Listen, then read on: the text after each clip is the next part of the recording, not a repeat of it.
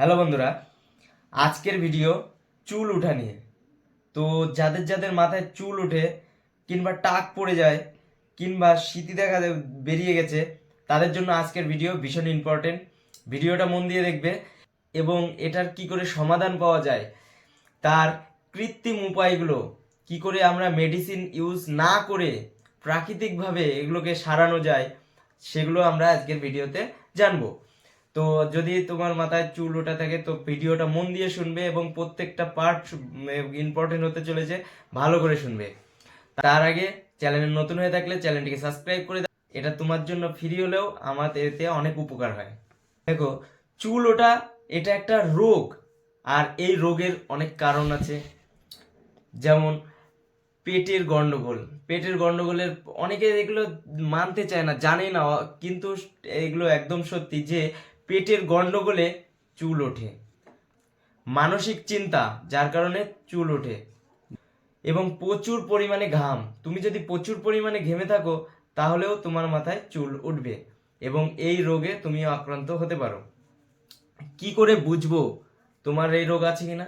এটা স্বাভাবিক, সবাই জানে যে মাথার চুল উঠছে কিনা, এই এরকম করলে পুরো চুল উঠছে কিনা। তো যদি উঠে থাকে তুমি এই রোগের রোগী। এইগুলো থেকে কি করে সমাধান পাওয়া যেতে পারে? ফার্স্ট, এগুলোর কিছু কৃত্রিম উপায় আছে। আমরা কৃত্রিম উপায়ে যাব এবং এটিকে ঠিক করতে হলে তোমার মেডিসিনে যারা বলে যে একদিনে, এক সপ্তাহে, 10 দিনে, ইউটিউবে সার্চ করলে এরকম বহুত ভিডিও পেয়ে যাবে যে একদিনে চুল ওঠা কমান, 10 দিনে চুল ওঠা বন্ধ করে দিন। এগুলো একদম ফাউল। এমন কোনো মেডিসিন বা এমন কোনো সিস্টেম, কৃত্রিম উপায় নেই যে তোমাকে একদিনে এগুলো করে দেয়, 10 দিনের মধ্যে এগুলো করে দেয়।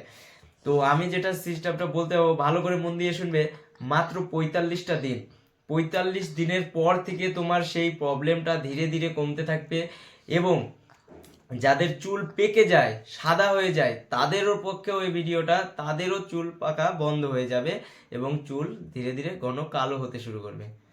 তো উপায় এগুলো দেখো, যে সমস্ত নিয়ম বলবো ভালো করে শুনবে।